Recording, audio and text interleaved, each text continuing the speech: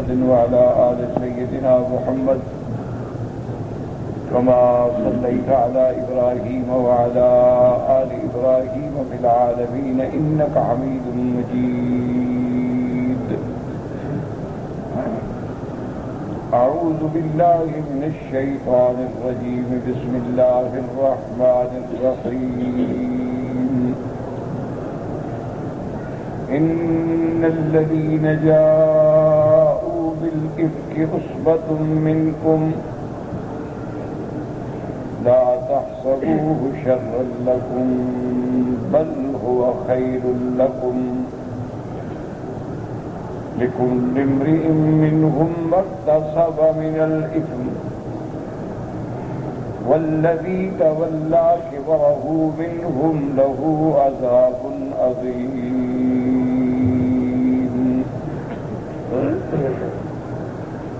سورۃ النور کی ان آیات مبارکہ میں اللہ تبارک و تعالی نے قصہ افک سیدہ عائشہ صدیقہ بنت الصدیق رضی اللہ تعالی عنہا کا ذکر فرمایا. احکام افک الحمدللہ آپ پڑھ چکے ہیں کہ اگر کوئی انسان کسی پاک بی بی پہ تہمت زنا لگائے تو اس کی سزا جو ہے وہ 80 کوڑے ہے. اسی ضمن میں اللہ نے سیدہ عائشہ صدیقہ رضی اللہ تعالی عنہا کا قصہ بیان فرمایا جس میں بہت بڑے مواعظ ہیں، نصائح ہیں، عبر ہیں، اور مسلمان خواتین کے لیے بہت بڑا درس عبرت ہے کہ اگر کسی عورت پہ ناحق تہمت لگے تو وہ گھبرائے نہیں. حضور کی بیویوں سے بڑی شان کس کی ہو سکتی ہے؟ جو امہات المؤمنین ہیں، اگر ان پہ بھی تہمت لگ سکتی ہے تو پھر میری اور آپ کی بیٹی کا کیا مقام ہے؟ اور اس میں ان کے لیے درس ہے کہ اگر ایسے واقعات ہو جائیں تو پھر آدمی اپنے اللہ سے لو لگائے، کیونکہ تمام مصائب و مشکلات کے حل کرنے والی ذات جو ہے وہ اللہ تبارک و تعالیٰ کی ہے. اور اسی میں ہمیں یہ سبق بھی ملتا ہے کہ انسان بظاہر کبھی ایک چیز کو اپنے لیے برا سمجھتا ہے، لیکن اس برائی کے اندر ایک خیر مستور ہوتی ہے، ایک بھلائی چھپی ہوتی ہے جس پہ انسان کی نظر نہیں ہوتی. بظاہر تو انسان پریشان ہو جاتا ہے کہ لوگ مجھے برا کہتے ہیں، تہمت لگاتے ہیں، عیب لگاتے ہیں، لیکن اس کے اندر بھی ایک خیر ہے. سب سے بڑی خیر تو یہ ہے کہ انسان جب کسی پر ناحق تہمت لگاتا ہے، تہمت لگانے والے کے لیے دنیا و آخرت میں سزا ہے اور بے گناہ کے لیے دنیا و آخرت میں اجر ہے. تو اس لیے اللہ نے ان احکام افک کے بعد سیدہ کا واقعہ ذکر فرمایا ہے قرآن میں، اور تقریباً 2 رکوع تک سیدہ عائشہ کا قصہ.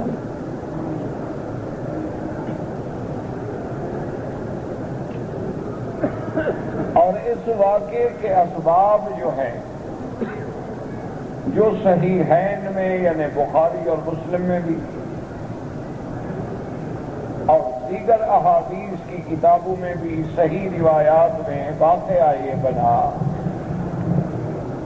کہ حضور صلی اللہ علیہ وسلم ایک غزوے پہ تشریف لے گئے جس کا نام غزوہ بنی المصطلق بھی ہے اور غزوہ مریسی بھی ہے، یعنی نام 2 ہیں، واقعہ 1 ہے.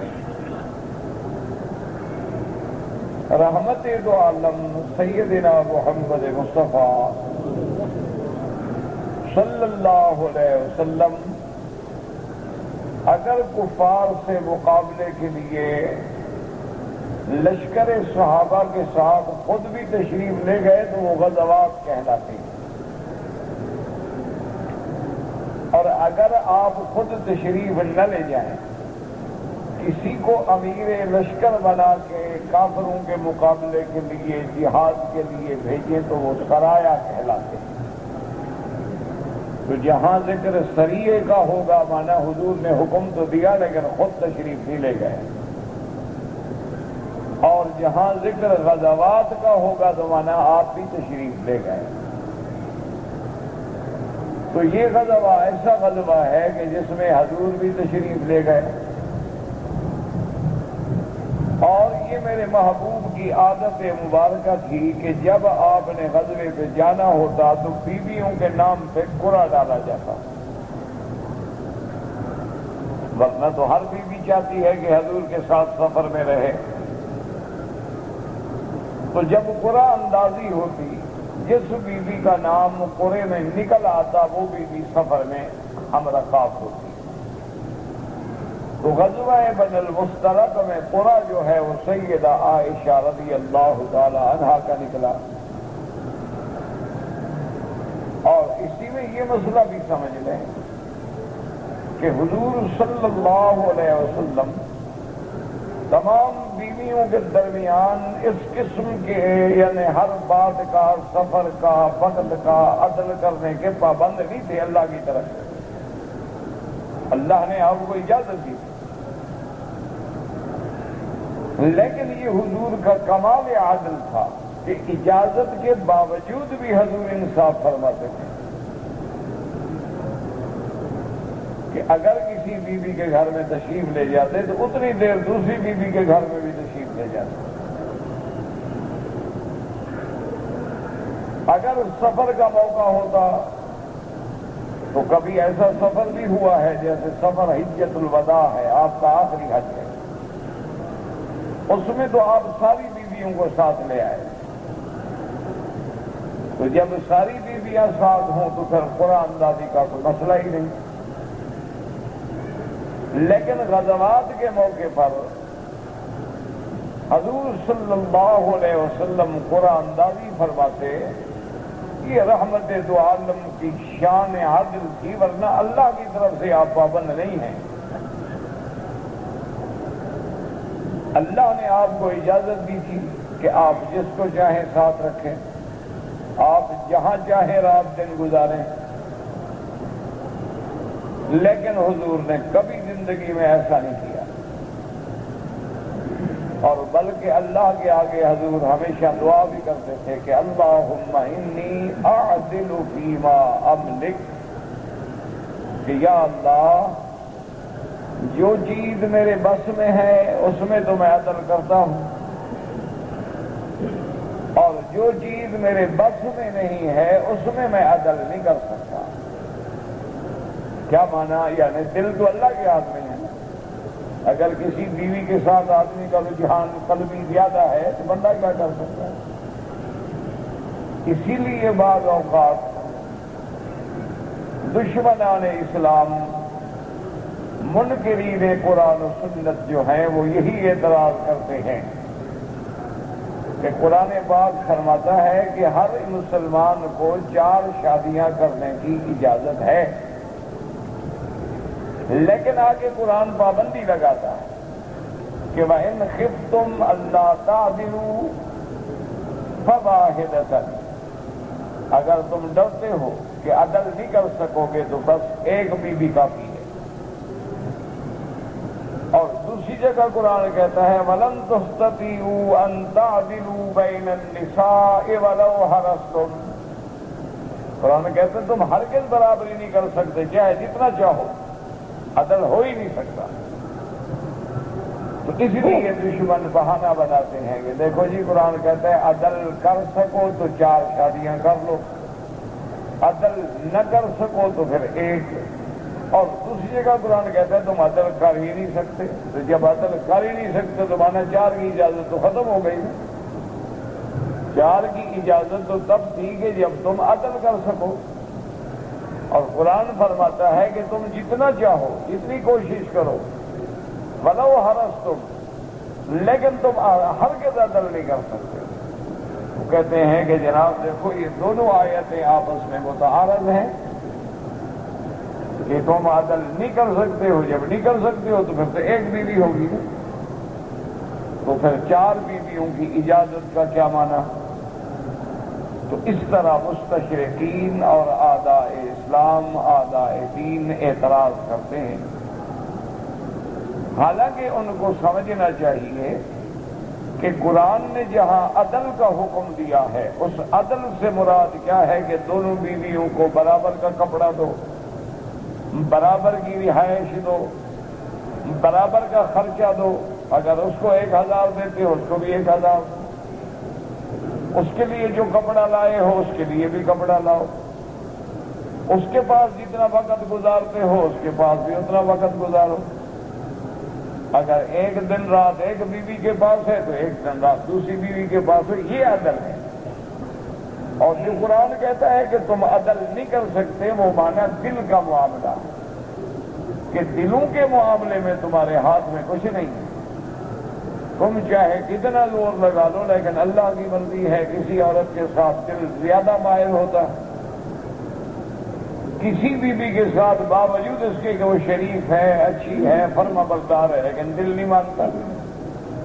یہ اللہ کی قدرت ہے. میلان قلب جو ہے وہ تو اللہ کے ہاتھ میں. مقلب القلوب جو ہے وہ اللہ کی ذات ہے، جدھر دل کو زیادہ پھیر دیں. تو اس لیے حضور پاک نے اپنی اس دعا میں اس مسئلے کو حل فرما دیا کہ اللہم انی اعدل فیما املک، کہ یا اللہ میں عدل کرتا ہوں اپنی بیویوں میں جس کا میرے ہاتھ میں اختیار ہے. وکیف اعدل فیما لا املک، اور اس میں کیسے انصاف کروں جس کا میں مالک ہی نہیں. دل تو تیرے ہاتھ ہے. تو اگر دل کا رجحان کسی بیوی سے زیادہ ہے تو یہ قیامت میں قابل مواخذہ بات ہی نہیں، کیونکہ یہ انسان کے دائرہ اختیار میں بھی نہیں. تم عدل کرنے کے پابند ہو جو تمہارے دائرہ اختیار میں ہے. یہ نہیں ہے کہ ایک بیوی جو ہے وہ تو دولت سے اور زیورات سے اور پیسے سے کھیلتی ہے اور دوسری بیچاری پڑی ہوئی ہے. ایک بیوی کے پاس 2-2 3-3 مہینے رہ رہے ہو اور دوسری بیوی کے پاس مہینے میں کبھی ایک دن بھی جاتے ہو تو لڑکے آ جاتے ہو. تو یہ ناانصافی. اور یہ بھی حدیث مبارک میں آتا ہے کہ جس بندے کی 2 بیویاں ہوں یا 4 ہوں یا 3 ہوں اور وہ عدل نہ کرے تو قیامت والے دن اللہ اس کو اس طرح اٹھائیں گے جیسے فالج والے کا ایک حصہ مارا ہوتا ہے کہ ایک حصہ تو کام کر رہا ہے لیکن ایک حصہ نہ ہاتھ کام کرتے ہیں نہ ٹانگیں کام کرتی ہیں. تو وہ میدان حشر میں اس طرح کھڑا ہوگا کہ اس کا ایک حصہ جو ہے فالج زدہ ہوگا تاکہ لوگوں کو پتہ چل سکے کہ یہ وہ بندہ ہے جس نے اپنی بیویوں سے بھی عدل کیا. اور یہ بات بھی یاد رکھو جو بندہ گھر میں عدل نہ کر سکے وہ باہر کیا عدل کرے گا. جو اپنی بیویوں میں، اپنی اولاد میں، اپنے بیٹے بیٹیوں میں انصاف نہ کر سکے تو وہ غیروں کے ساتھ کیسے انصاف کر سکتا. تو سرکار دو عالم رحمت دو جہاں نے قرآن دادی فرمائی تو سیدہ عائشہ کا قرآن نکلا. اس دور میں عورتوں کے لیے اونٹوں پر ایک بنایا جاتا تھا جس کو عربی میں ہودج کہتے ہیں. ہمارے ہاں تو کجاوے ہوتے ہیں نا، کچھ ہوتے ادھر بیٹھ جاتے ادھر. یہ ہودج ہوتا ہے ایسے جو چھوٹی سی کوٹھڑی بنی ہوئی، اس کو باندھ دیا جاتا ہے اور اس کے اندر عورتیں بیٹھ، 1 ہو یا 2 ہوں، بیٹھ جاتی. تو طریقہ کار یہ تھا کہ حضور رحمت دو جہاں سفر میں آپ صبح کی نماز پڑھ کے فوراً سفر جاری ہو جاتا تو وہ ہودج جو ہیں وہ رکھ دیے جاتے اونٹوں کے قریب اور خواتین آ کے ان کے اندر بیٹھ جاتی اور صحابہ پھر اس کو پکڑ کے اٹھا کے اس کے اونٹ کے اوپر رکھ کے اس کو باندھ دیتے اور اونٹ چلتے. اسی طرح واپسی کے سفر میں محبوب دو جہاں رحمت دو عالم جب تشریف لا رہے تھے، اتفاق ایسا ہوا کہ صبح کو حسب عادت بی بی عائشہ صدیقہ رضی اللہ تعالی عنہا اپنے ضروریات کی قضا کے لیے حوائج ضروریہ سے فارغ ہونے کے لیے قافلے سے دور چلی گئیں۔ عورتیں یہی کرتی تھیں کیونکہ راستے میں تو صحرا ہے، کوئی منازل تو ہوتی نہیں تھی، نہ قہوہ خانے ہوتے تھے نہ حمام ہوتے تھے، تو اس کا طریقہ یہی ہوتا تھا کہ مرد وہ طرف اختیار نہیں کرتے تھے جو طرف عورتیں اختیار کریں، لیکن اپنے قافلے سے دور چلے جاتے کہ کسی کو نظر نہ آئے۔ تو بی بی صاحبہ تشریف لے گئی اور دور چلی گئی، جب فارغ ہوئی اتفاق سے گلے میں ہاتھ تھا وہ ٹوٹ گیا،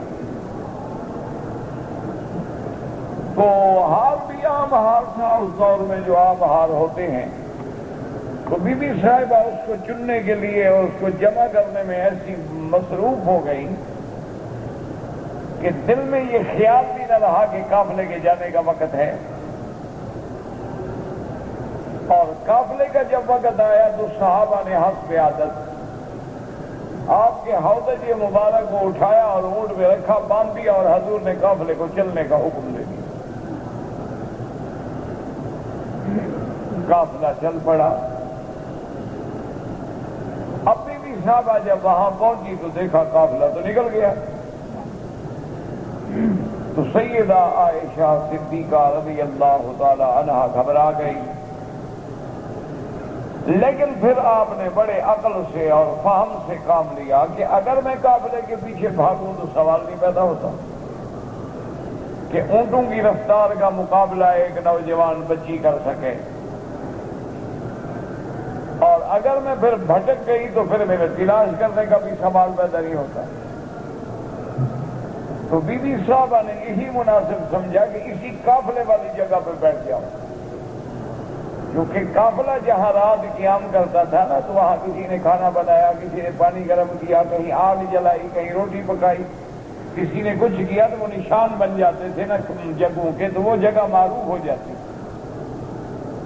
تو بی بی صاحبہ فرماتی ہیں کہ میں نے وہی نماز پڑھی، نماز پڑھنے کے بعد میں اسی جگہ بیٹھ گئی کہ چلو اگر راستے میں بھی حضور خبر گیری تو فرماتے رہتے تھے، کبھی کبھی اپنی سواری قریب کر کے بیویوں سے پوچھ لیتے تھے، اگر اتفاقاً حضور نے نہ بھی پوچھا تو منزل پہ تو جا کے پوچھیں گے نا، تو لازمی بات ہے کہ کسی کو پیچھے دوڑائیں گے تو وہ اس منزل پہ تو آ سکتے ہیں، اور اگر میں ڈھونڈنے کے لیے نکل گئی اور میں بھٹک گئی تو یہ تو صحرا ہے، اور صحرا میں بھٹکنے والے کے لیے تو ماں سوائے موت کے کوئی حل ہی نہیں۔ ایک صحابی تھے میرے محبوب کے، حضرت صفوان ابن معطل السلمی رضی اللہ تعالی عنہ وارضاہ۔ حضور پاک نے حضرت صفوان کی یہ ڈیوٹی لگائی تھی کہ تم ہمیشہ قافلے سے 2-4 گھنٹے پیچھے رہا کرو، اور تم قافلے جانے کے بعد قافلے والی جگہ پہ آ کے دیکھا کرو کوئی ساتھی چیز تو نہیں بھول گیا، کسی کا سامان تو نہیں رہ گیا، تو اس سامان کو لے کر پھر تم قافلے کے ساتھ مل جایا کرو، پھر قافلہ چل پڑے گا تم رہ جاؤ، پھر قافلے کے بعد تم وہ جگہ ڈھونڈو۔ تو حضرت صفوان بصیری صاحبہ فرماتی ہیں کہ میں نے نماز پڑھی، بیٹھ گئی، لیکن ٹھنڈا وقت تھا اور صحرا کی صبح بڑی جہاں فضا ہوتی ہے، تو ٹھنڈی ہوا نے ایسا غلبہ کیا کہ میں اپنا دوپٹہ لے کے سو۔ حضرت صفوان ابن معطل السلمی جب تشریف لائے، وہ ڈھونڈتے ڈھونڈتے ڈھونڈتے جب دور سے نظر پڑی کہ یہ تو کوئی آدمی رہ گیا، جب قریب آئے تو فرماتے ہیں کہ میں نے پہچان لیا کہ وہ بی بی عائشہ ہیں، کیونکہ میں نے آپ کو آیت حجاب کے نازل ہونے سے، پردے کے حکم سے پہلے بھی دیکھا ہوا تھا۔ تو سب سے پہلا لفظ جو حضرت صفوان کی زبان سے نکلا وہ لفظ تھا انا للہ و انا الیہ راجعون، کہ اتنی بڑی مصیبت کہ حضور کی بیوی رہ گئی، اور قافلے والوں کا کمال ہے کہ انہوں نے خیال بھی نہیں کیا۔ تو جب میں نے انا للہ پڑھا تو بی بی عائشہ فرماتی ہیں میری آنکھ بھی کھل گئی، میں نے جلدی سے اپنی چادر کو درست کر کے بیٹھ گئی، اور حضرت صفوان نے میرے قریب آ کے اونٹ بٹھا دیا اور خود دور ہٹ گئے۔ بی بی فرماتی ہے میں سمجھ گئی، تو میں فوراً اونٹ پہ بیٹھی، انہوں نے بہار پکڑی اور آگے آگے چل پڑے۔ تو بہرحال کافی تاخیر ہو گئی۔ جب منزل مقصود پہ قافلہ پہنچا، ہودج اتارا گیا، اندر سے بی بی عائشہ نہ نکلی، حضور پاک کو خبر دی گئی۔ حضور صلی اللہ علیہ وسلم پریشان ہو گئے، اور آپ نے فرمایا کمال ہے بھئی آپ لوگوں نے خیال نہیں کیا۔ انہوں نے کہا یا رسول اللہ ہم کیسے دیکھ سکتے تھے ہودج کو ہٹا کے کہ بی بی اندر ہے کہ نہیں ہے، تو برداشت۔ اور پھر بی بی عائشہ کی عمر کیا تھی؟ 10 12 سال 13 سال 14 سال کی عمر تھی، اور بالکل خفیف تھی، جو 2 کھجوریں کھا کے گزارا کرتی ہو، وہ کتنی موٹی ہوگی بیچاری، اس کا وزن ہی کتنا ہوگا۔ تو حضور ہمیں تو احساس نہیں ہوا۔ تو آپ نے فرمایا اچھا قافلے میں سے کچھ آدمی تیار کرو جو واپس پہنچے اپنے پڑاؤ پر۔ تو اسی اثنا میں قافلے والے ابھی یہ تیاری کر رہے تھے، اور حضرت صفوان کی سواری دور سے نظر آئی۔ تو صحابہ نے کہا کہ یا رسول اللہ معلوم ہوتا ہے کہ بی بی پہنچ گئی، کہ حضرت صفوان جو ہے نا وہ پیچھے چلتے ہیں، وہ آ رہے ہیں، اور ان کی اونٹ پہ کوئی سوار ہے۔ بی بی فرماتی ہے کہ میں آ گئی اور میں اپنے خیمے میں چلی گئی۔ اسی دوران میں چونکہ عبداللہ ابن ابی رئیس المنافقین، دشمن اسلام، دشمن دین، دشمن محمد مصطفیٰ صلی اللہ علیہ وسلم بھی ساتھ تھا، اس کو موقع مل گیا۔ اس نے کہا جناب یہ کوئی بات ہے ایک نوجوان لڑکی ہو اور ایک نوجوان آدمی ہو کیسے پاک رہ سکتے؟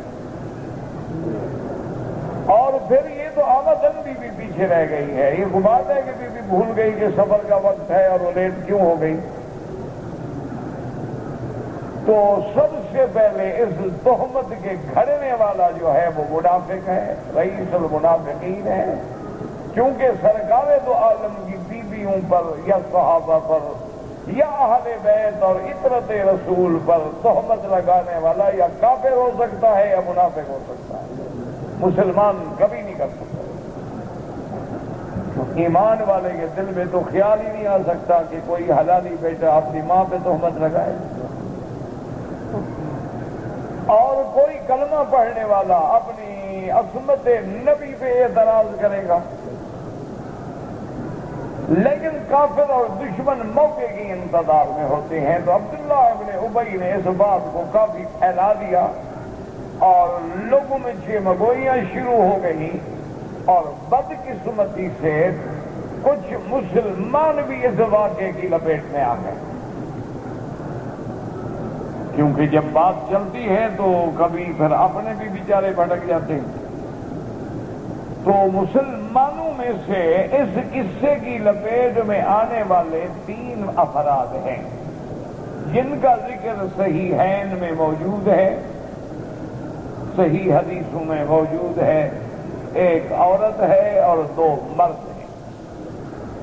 بی بی کا نام بی بی حمنہ ہے، اور مردوں میں سے حضرت حسان ہیں اور حضرت مصطح۔ اچھا خدا کی شان دیکھیں، حضرت مصطح بدری ہے، حضرت حسان جو ہے وہ شاعر محمد مصطفیٰ صلی اللہ علیہ وسلم، جس نے ساری زندگی حضور کی نعت خوانی کی، عاشق محمد مصطفیٰ۔ لیکن اللہ کی قدرت ہے وہ بھی بیچارے شریک ہو بیٹھے، نے کہا ہاں بات تو بنتی ہے، آخر عورت پیچھے نوجوان کیوں رہ گئی؟ جب آدمی پر شک کا سایہ ڈال دیا جائے تو پھر شک جو ہے وہ افریط بن جاتا ہے۔ جب آدمی کسی کے دل میں ایک دفعہ شبہ ڈال دے نا جی، بس پھر وہ شبہ بنتے بنتے پہاڑ بن جاتے ہیں۔ بی بی عائشہ فرماتی ہیں قافلہ مدینہ منورہ خیریت سے پہنچ گیا اور مجھے پتہ ہی نہیں کہ کوئی ایسی باتیں ہو رہی ہیں یا میرے بارے میں کوئی ایسی بات کہہ سکتا ہے۔ فرماتی ہے مجھے تو علم ہی کوئی نہیں، لیکن میں نے یہ دیکھا کہ حضور پاک کا لطف و کرم اور مہربانی جو میرے ساتھ ہوتی تھی وہ کم ہو، اتنا مجھے محسوس ہوا کہ حضور کی محبت میں، آپ کے لطف و کرم میں، آپ کے نظر التفات میں کمی آ گئی۔ نہ تو حضور مجھ سے زیادہ بات فرماتے، نہ حضور صلی اللہ علیہ وسلم میرے ساتھ توجہ فرماتے، بس آئے رسمن پوچھا کیا حال ہے، خیریت ہے، چلے گئے۔ تو یہ بات مجھے سمجھ نہیں آتی تھی، میں نے سمجھا شاید کسی بیوی نے ناراض کیا ہو، ناراضگی ہے تو دور ہو جائے گی، لیکن مجھے تو پتہ نہیں تھا کہ میرے خلاف تو اتنا بڑا طوفان اٹھ چکا ہے۔ اچھا، حضور نے بھی کبھی واضح نہیں فرمایا صلی اللہ علیہ آلہ واصحابہ وسلم تسلیما کثیرا کثیرا۔ البتہ ایک دفعہ حضور باغ میں جب آپ کی پریشانی حد سے زیادہ ہو گئی، بی بی عائشہ فرماتی ہے کہ میں حیران ہوں کہ یہ بات کیا ہے، آخر حضور مجھ سے بات کیوں نہیں فرماتے؟ تو فرماتی ہے کہ ایک رات کی بات ہے کہ میں حضرت مصطح کی والدہ کے ساتھ اپنے قضائے حوائج کے لیے ہم مدینہ شریف سے کافی دور، رات کو عورتیں ہم نکل جاتی تھی باہر، دور جا کے اپنی فراغت کر لیتی۔ فرماتی ہیں کہ جب میں ان کے ساتھ جا رہی تھی، ہم گئے، اپنے فراغت حاصل کی، واپس آ رہے تھے تو بھی حضرت مصطح کی والدہ کی جو چادر تھی نا لمبی، وہ پاؤں میں الجھ گئی، پاؤں میں الجھ گئی تو بی بی گر گئی۔ جب بی بی گری اور میں نے پکڑنے کی کوشش کی اٹھانے کے لیے، تو ان کے منہ سے نکلا کہ طائف مصطح، بی بی کے منہ سے یہ لفظ نکلے کہ طائف مصطح، میرا بیٹا مصطح خدا کرے برباد ہو جائے۔ تو بی بی عائشہ فرماتی ہیں میں حیران ہو گئی، یہ ماں ہو کے کیا کہہ رہی ہے؟ میں نے کہا یا ام مصطح ماذا تقولی، کیا کہہ رہی ہو مصطح کے بارے میں؟ اما تعلمین انہ بدری، تمہیں پتہ نہیں کہ وہ حضور کا بدر کا صحابی ہے؟ اور بدری صحابہ کے لیے تو حضور کو اللہ نے فرما دیا تھا کہ ان کو مبارک دے دو، اعملوا ما شئتم، جو چاہو کرو، ان کے گناہ میں نے معاف کر دیے۔ تو جن کو اللہ نے معاف کر دیا ہو تم بد دعا کر رہی ہو ماں ہو کر؟ تو بی بی مصطح کی والدہ نے کہا عائشہ اما تسمعین، تمہیں پتہ نہیں؟ کس بات کا؟ اس نے کہا میرا بیٹا جو کہہ رہا ہے تمہارے بارے میں تمہیں پتہ نہیں ہے۔ میں نے کہا کمال کی بات کرتی ہو، مجھے کیا پتا ہے کیا کہہ رہا ہے؟ تم نے کہا چلو گھر چلو۔ جب گھر میں آئے تو مصطح کی ماں نے مجھے بتلایا کہ جب آپ سفر میں تھی، پیچھے رہ گئی، اس طرح دشمنوں نے ہوائی اڑا دی، تو میرا بیٹا بھی ان کا شریک ہے، وہ بھی تم پر تہمت لگاتا ہے، تو ایسے بیٹے کو میں بد دعا نہ کروں تو کیا کروں جو حضور کی بیوی کا بھی خیال نہ کرے، جو امہات المومنین کا بھی خیال نہ کرے۔ تو سیدہ عائشہ فرماتی ہیں کہ اب میری قوت جو تھی نا کھڑی کھڑی جواب دے گئی، میں پاؤں پہ کھڑی نہ ہو سکی، میں گر گئی۔ اور پھر میں نے جو ہی رونا شروع کیا، اور بعض روایات میں آتا ہے کہ جب سیدہ عائشہ کو اس بات کا پتہ چلا تو پہلا کلمہ جو آپ کی زبان مبارک سے نکلا وہ تھا حسبنا اللہ و نعم الوکیل.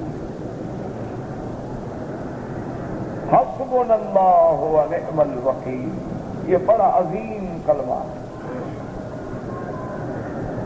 جب حضرت ابراہیم کی بی بی ہاجرہ کو سیدنا خلیل نے حرم مکہ میں اکیلا چھوڑا تھا، اور بی بی نے پوچھا کہ ہمیں کیوں چھوڑ رہے ہو؟ انہوں نے کہا اللہ کا حکم ہے. کہا حسبنا اللہ و نعم الوکیل. تو اس بی بی نے بھی یہی جملہ کہا تھا. سیدنا خلیل کو جب آگ میں ڈالا گیا تو یہی کلمہ فرمایا. صحابہ کو جب احد میں شکست ہوئی اور دشمنوں کے آنے کا پتہ چلا تو انہوں نے بھی یہی کہا حسبنا اللہ و نعم الوکیل. اس پر علماء نے بڑی بڑی کتابیں لکھی ہیں کہ اس کے پڑھنے کے کیا فوائد ہیں. انہوں نے تو خیر طریقے لکھے.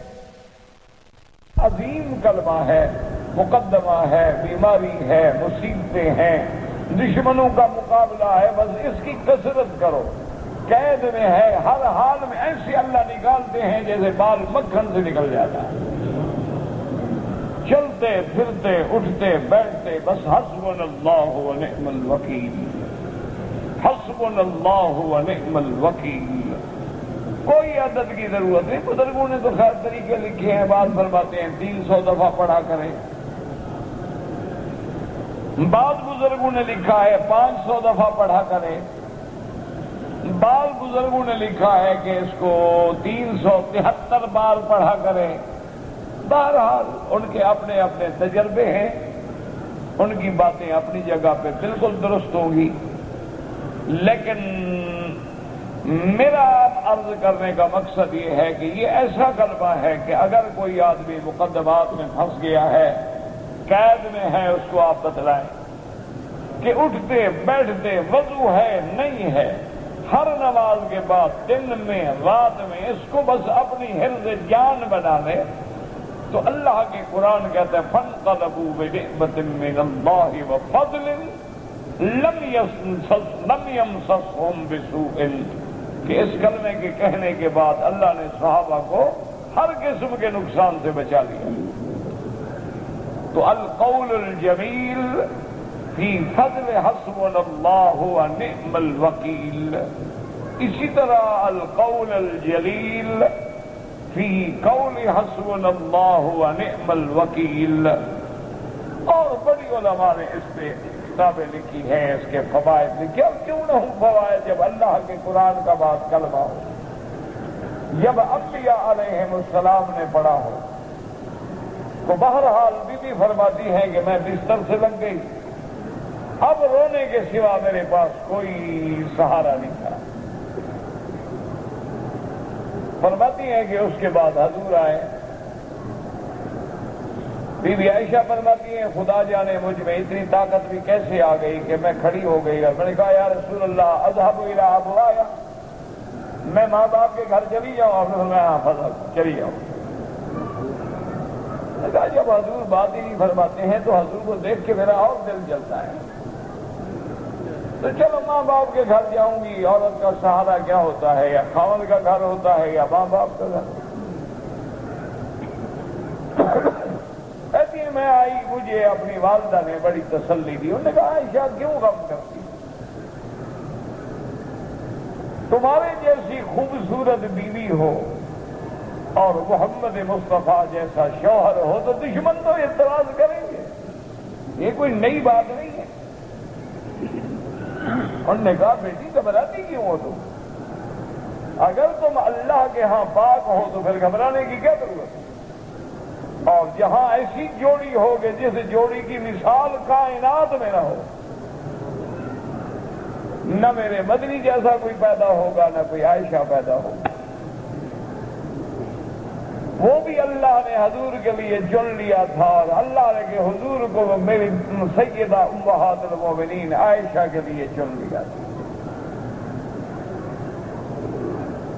جن کی تصویریں جبریل لے کے آتے ہوں ان کا کون مقابلہ کر سکتا ہے؟ انہوں نے کہا کہ بیٹی غم نہ کرو، پریشان ہونے کی ضرورت نہیں، رونے سے مسئلے حل نہیں ہوتے، صبر کرو، یہ ہوتا ہے۔ وقت گزرنے سے حقیقت جو ہے وہ کھل جائے گی، جب دھول اور مٹی بیٹھ جائے گی تو حقیقت اندر سے نکل آئے گی، تو مت گھبراؤ۔ اگر عائشہ فرماتی ہیں کہ یہ کوئی ایسی بات تھی کہ مجھے کیسے تسلی آ جاتی، فرماتی ہیں کہ حضور میرے والدین کے گھر بھی تشریف لے آتے ہیں، لیکن اب حضور میرا نام نہیں لیتے۔ پہلے تو حضور پوچھتے تھے کہ کیف عائشہ، عائشہ کا کیا حال ہے، اب حضور نے نام لینا بھی چھوڑ دیا، فرمایا کیف تیکم، اس کا کیا حال ہے۔ فرماتی ہے کہ جب حضور کی اتنی بے رخی بڑھی تو میرے تو کلیجے پہ چھریاں چل جاتی کہ اب میرا نام بھی حضور کو گوانا نہیں۔ اسی اثنا میں رحمت دو عالم سیدنا محمد مصطفیٰ صلی اللہ علیہ وسلم نے حضرت اسامہ کو بلایا۔ حضرت اسامہ چونکہ آپ کے بیٹے تھے، وہ تبنا تھے، بیٹا بنایا ہوا تھا، ان کے ابا کو بھی، حضرت زید کو بھی اور حضرت اسامہ کو، حب رسول اللہ، حضور کا محبوب ترین بندہ، چھوٹے تھے نا، پالا بھی حضور نے، کھلایا بھی حضور نے، تو حضور نے حضرت اسامہ کو بلایا رضی اللہ عنہ اور فرمایا اسامہ مجھے رائے دو، مجھے بتلاؤ تمہارا عائشہ کے بارے میں کیا خیال ہے۔ تو حضرت اسامہ نے کہا کہ یا رسول اللہ صلی اللہ علیہ وسلم، میری کیا طاقت ہے میں بات کروں، لیکن حضور میرا باپ بھی اور میں نے بھی آپ کے ہر گھر کی خدمت کی ہے، واللہ انہا بریۃ، بی بی پاک۔ اللہ اکبر۔ حضور نے حضرت علی کو بلایا، حضرت علی سے حضور نے فرمایا کہ علی تم بتاؤ تمہاری کیا رائے، میں اس مسئلے کو کیسے حل کروں۔ اچھا، حضرت علی بھی فرماتے ہیں، کہتے ہیں واللہ خدا کی قسم میرے دل میں کوئی بات نہیں تھی، لیکن میں حضور کی پریشانی نہیں دیکھ سکتا کہ حضور پریشان ہیں، اداس ہیں، بس یہ بات میرے لیے بڑی پریشان ہے۔ میں نے کہا حضور آپ اتنا فکر کیوں کرتے ہیں؟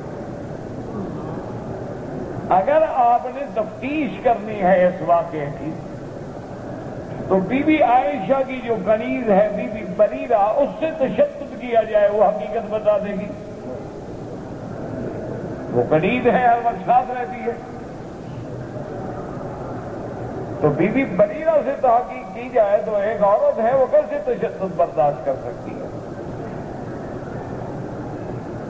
اور دوسری بات یہ ہے، میں نے کہا کہ یا رسول اللہ آپ کیوں غم فرماتے ہیں؟ کیا مکے میں، مدینہ منورہ میں محبوب کے لیے عورتوں کی کمی ہے؟ اب چھوڑ دیں بی بی عائشہ کو، ہم اور لاکھ عورتیں لے آتے ہیں۔ یہ بات تھی جس میں بی بی عائشہ اور علی کی ناراضگی ہوئی۔ اصل بات یہ تھی کہ بی بی عائشہ فرماتی ہیں حضرت علی کی یہ بات ساری زندگی میرے دل میں رہی کہ حضور کی ناراضگی کا وقت ہے اور حضرت علی کہہ رہے ہیں چھوڑ دو، تو حضور کبھی چھوڑ دیتے میں تو برباد ہو گئی تھی۔ حضرت علی تو یہ نہ کہتے نا، حضرت علی کو تو ایسا نہیں کہنا چاہیے تھا، لیکن حضرت علی بھی کہتے ہیں کہ واللہ اما عائشہ میرا خدا گواہ ہے، میں قسم کھاتا ہوں میرے دل میں تیرے بارے میں کچھ نہیں تھا، میں صرف حضور کی پریشانی کو ایک ازالہ کر رہا تھا کہ کسی طرح حضور کا غم ہلکا ہو جائے کہ حضور بھلا آپ کو بیویوں کی کمی ہے کیا؟ آپ کے لیے اور بیوی نہیں مل سکتی؟ آپ کیوں غم کر رہے ہیں؟ حضور آپ غم نہ کریں۔ حضور نے فرمایا اچھا علی جاؤ بریرہ سے تفتیش کرو۔ حضرت علی نے بی بی بریرہ کو بلایا اور فرمایا دیکھو بریرہ یہ حضور کا حکم ہے اور حضور نے اس واقعے کی تفتیش کے لیے مجھے مقرر فرمایا ہے، سیدھی سیدھی بات کرو ورنہ میں چمڑی ادھیڑ دوں گا۔ یہ بات بھی بی بی عائشہ کو ساری زندگی نہیں بھولی کہ میری کنیزہ کو ایسا کہتا تھا۔ حضرت علی کچھ ہو جائے، شریعت کے مطابق تو میرا بیٹا تھا نا، میں اس کی ماں تھی، میں امہات المومنین تھی، وہ داماد محمد مصطفیٰ تھے، لیکن میری بیوی میری کنیز کو ایسے سخت لفظ میں کہا۔ بی بی بریرہ نے کہا کہ علی بات سنو، تم میری چمڑی ادھیڑ دو یا مجھے پھانسی چڑھا دو، واللہ ما علمت فیہا شیئا، خدا کی قسم میں نے بیوی میں کبھی عیب نہیں دیکھا۔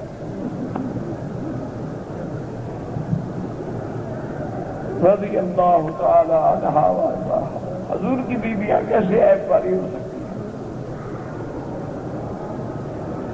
اس نے کہا ہاں ایک عیب میں نے دیکھا ہے عائشہ میں۔ حضرت علی فرماتے ہیں میں نے پوچھا وہ کیا عیب ہے؟ کہا انہا حدیثۃ السن، بچی ہے، غافل ضرور ہے، کبھی کبھی آٹا رکھ دیتی ہے سو جاتی ہے، وہ آٹا بکری کھا جاتی ہے، اٹھتی ہے تو آٹا ہی نہیں ہوتا۔ یہ تو ہے اس کی طبیعت میں غفلت کہ پانی پینے کے لیے رکھ دیا خود سو گئی۔ اس کے علاوہ ما رأیت فیہا شیئا، میں نے کبھی بیوی میں کوئی گناہ نہیں دیکھا۔ حضرت نے فرمایا اچھا بریرہ سوچ لو، اب تیرا میرا مسئلہ ہے، بہرحال ٹاکرا ہو گیا تیرے ساتھ میرا، میں حضور کی پریشانی کو دور کرنے کے لیے کسی کا خیال نہیں کروں گا کہ کون ہے بریرہ۔ انہوں نے کہا تمہاری مرضی ہے، جو میں جانتی ہوں میں نے بتا دیا ہے۔ اب جو آگے آتا ہے وہ صحیحین میں نہیں ہے، لیکن بعض روایات میں موجود ہے کہ حضور نے حضرت عمر کو بلایا۔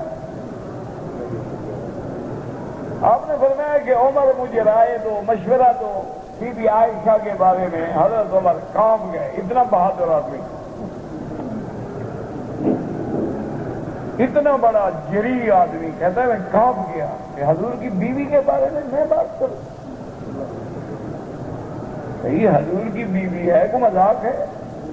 میں نے کہا یا رسول اللہ کیا فرما رہے ہیں آپ؟ حضور نے فرمایا عمر میرا حکم ہے، میرا حکم ہے، مجھے مشورہ دو، کیا کہتے ہو میں کیا کروں؟ میں ابو بکر سے تو مشورہ لے نہیں سکتا، وہ تو باپ ہے۔ حضرت عمر نے عرض کیا، جب دیکھا کہ حضور جلال میں ہیں تو کہا یا رسول اللہ آپ ناراض نہ ہوں، اگر آپ نے مجھ سے رائے لینی ہے تو پھر میری بات برداشت کریں گے آپ؟ حضور نے فرمایا عمر میں نے خود حکم دیا ہے، بات کرو۔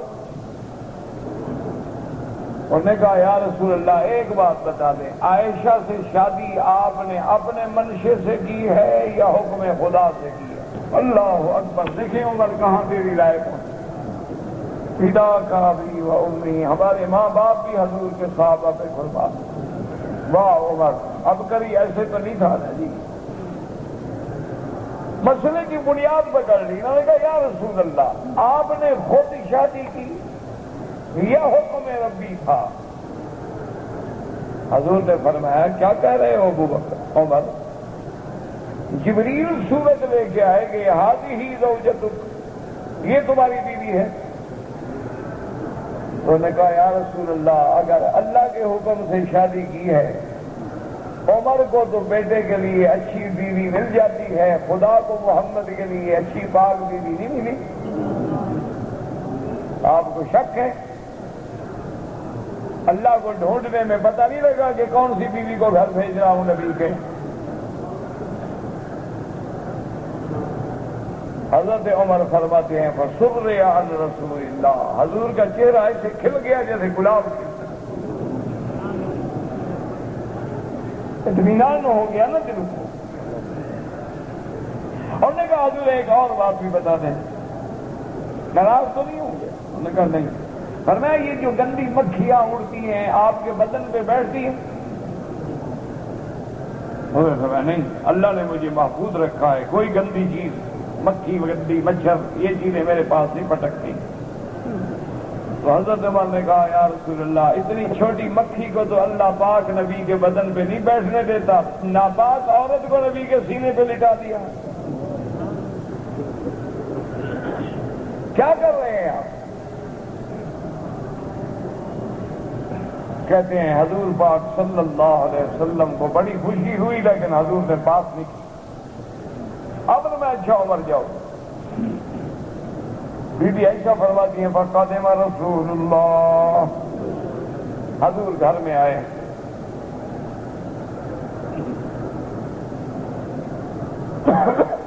اور میں تو اب فرماتی ہے کہ صاحب فراش ہو گئی تھی، بستر پہ گر گئی تھی، اٹھنے کی طاقت نہیں۔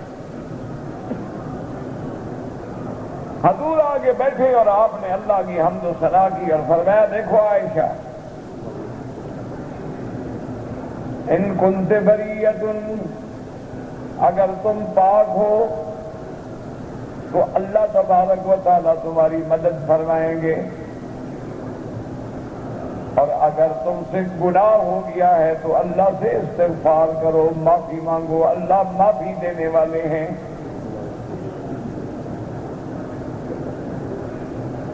جو بات ہے حضور نے فرمایا اب میں تم سے پوچھتا ہوں، بتاؤ کہ تم پاک ہو یا گناہ ہے یا نہیں ہے؟ اگر تم بری ہو اللہ تیری مدد کرے گا، اگر گناہ گار ہو توبہ کرو۔ بی بی عائشہ فرماتی ہیں میں نے اپنے ابے کی طرف دیکھا، عجب رسول اللہ ہے، حضور کو جواب دو۔ ابو بکر نے کہا میں جواب نہیں دے سکتا، تم میری بیٹی ہو لیکن حضور کی عزت مجھے زیادہ محبوب ہے، میں اپنی بیٹی کی صفائی نہیں دوں گا۔ فرماتی ہیں میں نے اپنی اماں کی طرف دیکھا، میں نے کہا یا امتا عجب رسول اللہ، حضور کو آپ تو چلو جواب دے میری طرف سے۔ انہوں نے کہا بیٹی تم لاکھ ہماری جگر گوشہ ہو لیکن محمد سے زیادہ پیاری نہیں ہو، ہم آپ کی صفائی میں کچھ نہیں کہیں۔ بی بی عائشہ فرماتی ہیں خدا جانے مجھ میں اتنی طاقت کہاں سے آ گئی کہ میں اٹھ کے بیٹھ گئی۔ میں نے کہا سنو، لو قلت انا بریۃ لم تصدقونی واللہ انی بریۃ۔ بی بی عائشہ فرماتی ہے میں نے کہا یا رسول اللہ اگر میں کہوں کہ میں بے گناہ ہوں آپ میری بات نہیں مانیں گے، حالانکہ میرا اللہ جانتا ہے میں بے گناہ ہوں، اور اگر میں کہوں کہ میں گناہ گار ہوں تو آپ مان لیں گے، حالانکہ وہ بات جھوٹی ہوگی۔ اور اس کے بعد بی بی فرماتی ہے میں نے کہا یا رسول اللہ اب آپ کا اور میرا معاملہ وہی ہے جیسے کہ ابو یوسف نے کہا تھا، میں بھی وہی کہتی ہوں۔ بی بی عائشہ فرماتی ہے خدا کی شان ہے کہ حضور کے اس وقت اور اس صدمے سے مجھے یوسف علیہ السلام کے ابے کا نام بھی بھول گیا۔ میں نے کہا اقول ما قال ابو یوسف فصبر جمیل واللہ المستعان علی ما تصفون۔ میں نے کہا حضور میں بھی وہی کہتی ہوں جو یوسف کے ابا نے کہا تھا کہ صبر جمیل، اللہ میری مدد کریں گے جو لوگ مجھ پہ الزام لگا رہے۔ بی بی عائشہ فرماتی ہے میں نے بات ختم کی اور میں حیران ہو گئی کہ مجھ میں اتنی طاقت کیسے آ گئی، اتنی جرت کیسے آ گئی کہ میں نے اللہ کے نبی کو ایسا جواب دیا۔ فرماتی ہے میں پھر بستر پہ گر گئی، فنزل علیہ الوحی، حضور پہ وحی نازل ہونا شروع ہو گئی۔ بی بی عائشہ فرماتی ہیں جب حضور پہ وحی اترتی تھی تو آپ کے چہرے کا رنگ مبارک جو ہے تبدیل ہوتا تھا، سردیوں کی راتیں ہوں تو پسینہ پسینہ ہو جاتے تھے اللہ کے کلام کے اس شکل وحی سے، تو ہمیں اندازہ ہو جاتا تھا کہ وحی اتر رہی ہے۔ بی بی عائشہ فرماتی ہیں کہ میں نے نظر اٹھا کے اپنے ابے کی طرف دیکھا تو میرے ابے کا رنگ سفید پڑ چکا تھا، اماں کا رنگ بھی سفید پڑ چکا تھا، خدا جانے کیا وحی آ گئی۔ لیکن فرماتی ہے انا مطمئنۃ، میں بالکل اطمینان پہ تھی، مجھے یقین تھا کہ میں بری ہوں اور اللہ کبھی نا انصافی نہیں فرمائیں گے۔ بی بی عائشہ فرماتی ہے ثم سری عن رسول اللہ، جب آپ سے وحی ختم ہوا تو حضور کا چہرہ مبارک کھل اٹھا اور پہلی بات آپ نے یہ کی ابشری عائشہ فإن اللہ قد براک من فوق العرش، حضور نے فرمایا عائشہ تمہیں مبارک ہو، اللہ نے عرش سے تیری صفائی دی ہے۔ اللہ اکبر، یہ ہے شان عظمت مصطفیٰ کہ جس کی بیوی کی گواہی خدا دے۔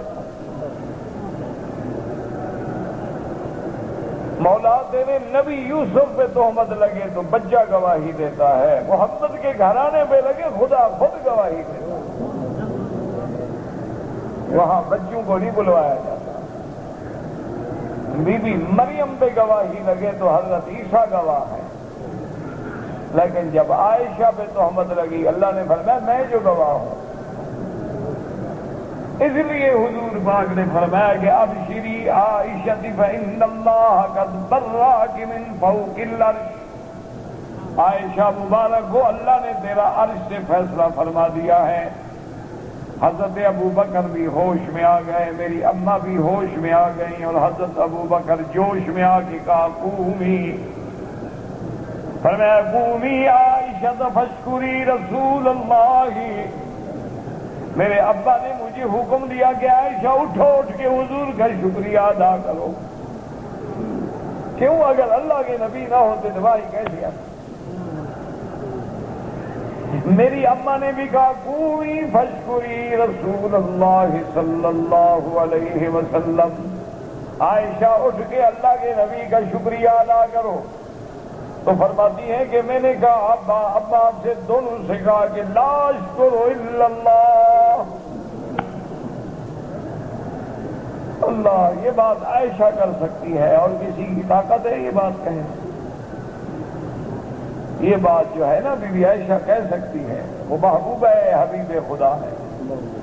بی بی فرماتی ہے میں نے کہا ابا جان سن لیں، خدا کی قسم میں محمد مصطفیٰ کا کبھی شکریہ نہیں کروں گی، میں تو اس خدا کا شکر کروں گی جس نے میری برات میں میری صفائی دی ہے۔ حضور نے تو میری بات کا اعتبار ہی نہیں کیا، بولنا چھوڑ دیا، آپ کا شکریہ میں کیا ادا کروں؟ لیکن یاد رکھو یہ بات تم کہو تو ایمان سے بھی نکل جاؤ گے۔ یہ بات عائشہ کہہ سکتی ہے، وہ محبوبہ ہے، وہ حبیبہ حبیب خدا ہے، بیوی اپنے شوہر کے بارے میں ناز سے کچھ بھی کہہ دیتی ہے، لیکن کسی دوسرے کو تو جرأت نہیں کہ نبی کے شان میں کہے کہ میں نبی کا شکریہ ادا نہیں کرتا۔ تو حضور صلی اللہ علیہ وسلم نے وہ پوری آیات مبارکیں پڑھی۔ بی بی عائشہ فرماتی ہے مجھے یہ یقین تو تھا دل میں کہ میں بے گناہ ہوں، اللہ میری بے گناہی ضرور بتلائیں گے، لیکن حضور خواب دیکھ لیں گے یا حضور کے دل میں بات ڈال دی جائے گی، لیکن مجھے یہ پتہ نہیں تھا اللہ میری شان اتنی اونچی کرے گا کہ قیامت تک قرآن پڑھا جائے گا اور میری صفائی ہر منبر و محراب پہ کھڑے ہو کے ہر حافظ لے گا۔ پر مجھے یہ پتہ نہیں تھا کہ اللہ تبارک و تعالیٰ کی شان ہے۔ تو حضور صلی اللہ علیہ وسلم نے قرآن پاک کی اس برات کے بعد جن لوگوں نے تہمت لگائی تھی ان پہ حد قذف جاری فرما دی، حضرت حسان پہ بھی اور حضرت مصطح پہ بھی، حمنہ پہ بھی، اور روایات میں آتا ہے عبداللہ ابن ابی پہ بھی، اور بعض روایات میں یہ بھی آتا ہے کہ چونکہ وہ سب سے بڑا موجب تھا اس کو اللہ کے حکم سے ڈبل سزا دی گئی، اور بعد میں یہ آتا ہے کہ حضور نے اس کو ہاتھ نہیں لگائی کہ بلا وجہ ایک فتنہ پھیل جائے گا، جو مسلمان ہیں وہ تو حد کو قبول کر لیں گے نا، منافق حد کہاں قبول کرے گا؟ منافق تو آج بھی قبول نہیں کرتے، منافق تو آج بھی کہتے ہیں نا قرآن کے حدود بڑے سخت ہیں، یہ وحشیانہ قانون ہے اور غلامی ذہنیت کا قانون ہے، اس زمانے میں بھی منافق قبول نہیں کرتے تھے۔ تو اللہ تبارک و تعالیٰ نے ان واقعات میں اور ان آیات مبارکہ میں اور ساتھ یہ بھی بدلا دیا کہ میرے محبوب آپ اس تہمت کو برا نہ سمجھیں، اس کے اندر آپ کے لیے ایسی بھلائی تھی کہ قیامت تک صفائی ہو گئی خاندان کی، اور قیامت تک حضور کی شان کو اللہ نے بلند فرما دیا۔ اور اسی سے ایک مسئلہ بھی سمجھ لیں کہ دنیا میں جہاں لاکھوں صحابی ہیں وہاں لاکھوں صحابیہ بھی تو ہیں، ان کی بیویاں بھی ہیں، ان کی بہنیں بھی ہیں، بیٹیاں بھی ہیں، لیکن آج اگر کوئی کسی صحابیہ پر کوئی غلط بات آدمی کرے وہ فاسق فاجر تو ہو جائے گا لیکن کافر نہیں ہوگا۔ یہ شان بھی صرف بی بی عائشہ کو ملی ہے کہ قرآن کی ان آیات کے نازل ہونے کے بعد جو بندہ بی بی عائشہ کو پاک نہ سمجھے وہ کافر ہو جائے گا، کیونکہ وہ اللہ کے قرآن کا منکر ہوگا، اور قرآن کا منکر جو ہے وہ کافر ہو جاتا ہے۔ دعا کرے کہ اللہ ہمیں کفر سے بھی بچائے، ظاہری اور باطنی امراض سے بھی بچائے، اور سب پریشانیاں اپنی رحمت سے دور فرما دے۔ حسبنا اللہ و نعم الوکیل، حسبنا اللہ و نعم الوکیل، حسبنا اللہ و نعم الوکیل۔ جب عمرہ کرنے کے لیے آئی تو طواف کرتے ہوئے اور صفا مروہ میں اس کا محرم ساتھ نہیں تھا، کوئی حرج نہیں۔ 14 تاریخ کو کراچی سے احرام باندھ کے عمرہ کیا لیکن بال نہیں کٹوائے، بھول گیا۔ 16 تاریخ کو میں نے مسجد سے عائشہ سے احرام باندھ کے عمرہ ادا کیا اور بال کٹوائے۔ میرا بھائی پہلے آپ نے بال نہیں کٹوائے اور کپڑے پہن لیے اور 2 دن بھی گزر گئے، لہذا ایک دم پڑ گئے۔ عمرے تو انشاءاللہ ہو گئے۔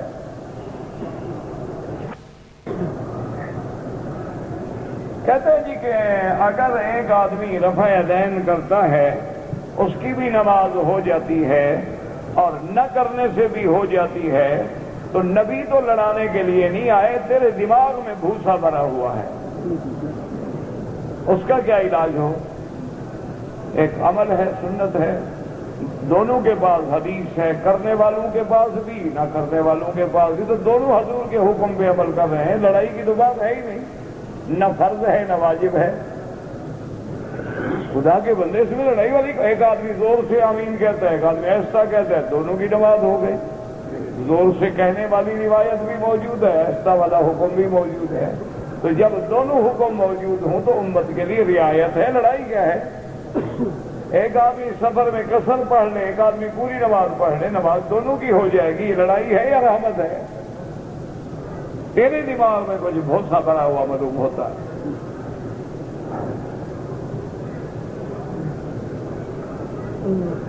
ایک آدمی نے 3 طلاقیں دے دی، حنفی مسلک میں تو ہو گئی، لیکن میری مشورہ یہ ہے کہ دارالافتاء سے رجوع کرو۔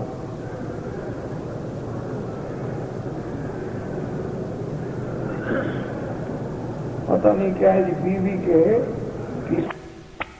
میرا بھائی میں نے بتایا ہے نا، ابھی تو یہ سارا واقعہ سن چکے ہو، گواہ ہیں عدالت میں جائے، نہیں ہے تو اس کے بعد صبر کر دے یا قاضی بیان کرائے، یا عورت اگر توبہ کر کے یقین دلائے تو اللہ بھی گناہ معاف کرتا ہے، تم بھی معاف کر دو اگر صبر کر کے گزارا ہو سکتا ہے۔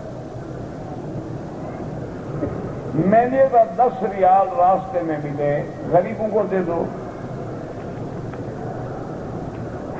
کبھی میں اپنے عادت ہے میں دانت سے ناخن کاٹتا ہوں، احرام کی حالت میں بھی میں نے کاٹا، 1 آدھا ریال خیرات کر دو۔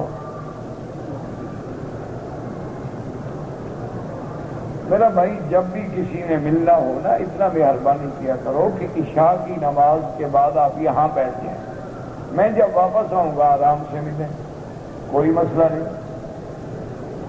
تو بڑی محبوب تھی، اس لیے علماء فرماتے ہیں کہ فرض پڑھ کے فوراً پڑھ لے یا سورج نکلنے کے بعد پڑھ لے، دونوں مسئلے ہیں، تو حضور لڑانے آئے ہیں، اس سے پتہ نہیں کیا دماغوں میں کیا جاتا ہے۔ فجر کی نماز پڑھ کے فوراً پڑھ لو 2 رکعت جائز ہے، تو سورج نکلنے کے بعد پڑھو جائز ہے۔ عصر کے بعد 2 رکعت امام احمد ابن حنبل رحمۃ اللہ علیہ کے نزدیک حرم مکہ میں جب چاہو پڑھ لو۔ حنفی مسلک میں ظہر کے بعد نہ پڑھیں، عصر کے بعد نہ پڑھیں، مغرب کے بعد پڑھیں۔ اگر وتر ہمارے قضا ہو جائیں تو فجر کے بعد پڑھ سکتے۔ عشاء کی نماز پڑھ کے ہم نے وتر پڑھے، اس کے بعد ہم نفل پڑھیں، جتنا مرضی ہے پڑھو، کوئی منع نہیں۔ وہ تو مسئلہ یہ ہے کہ اگر وتر پڑھو تہجد کے وقت تو پہلے تہجد پڑھ لو، آخر میں وتر پڑھو۔